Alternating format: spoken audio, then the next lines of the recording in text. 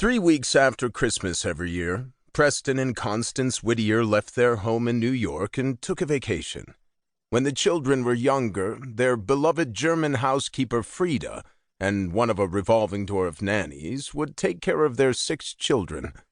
They would come home energized and refreshed after a romantic 2 or 3 week interlude alone. They both loved to ski, and a favorite spot for their holiday was one of the 3 valleys in the French Alps. They went to Courchevel, Val d'Isère or Megève in France, Zermatt and Saint-Moritz in Switzerland. Occasionally they skied in Aspen or Vail in Colorado, but with their kids grown, they preferred to take their annual child-free vacation in Europe rather than in the States. They often took the children skiing with them when they went to Aspen during their winter break from school.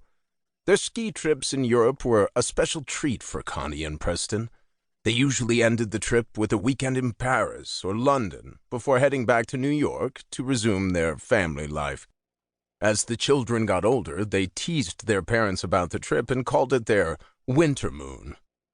They all summered on Shelter Island, in a big family house they had eventually sold when the children stopped spending summers with them and the house had become more of a burden than a joy.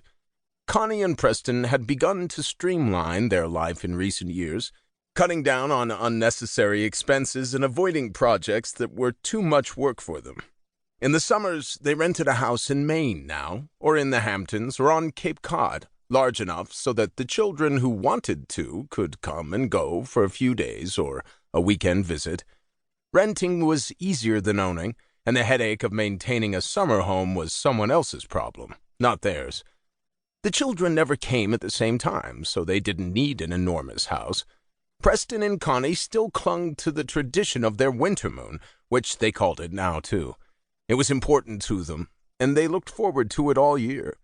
After 43 years of marriage, it still felt like a honeymoon to them.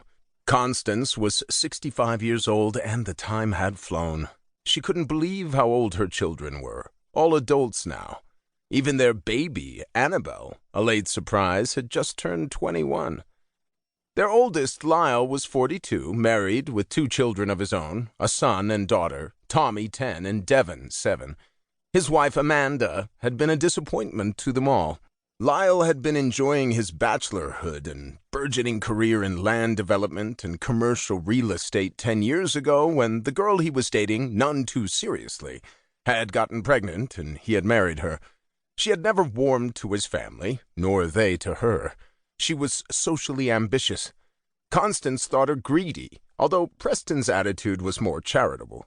She was bright and lively and fun and sexy, and knew how to turn the charm on for Lyle. But within a short time after they married, Connie didn't think Lyle looked happy. But Lyle never complained. He was loyal to a fault and wanted to make the marriage work once he'd agreed to marry Amanda.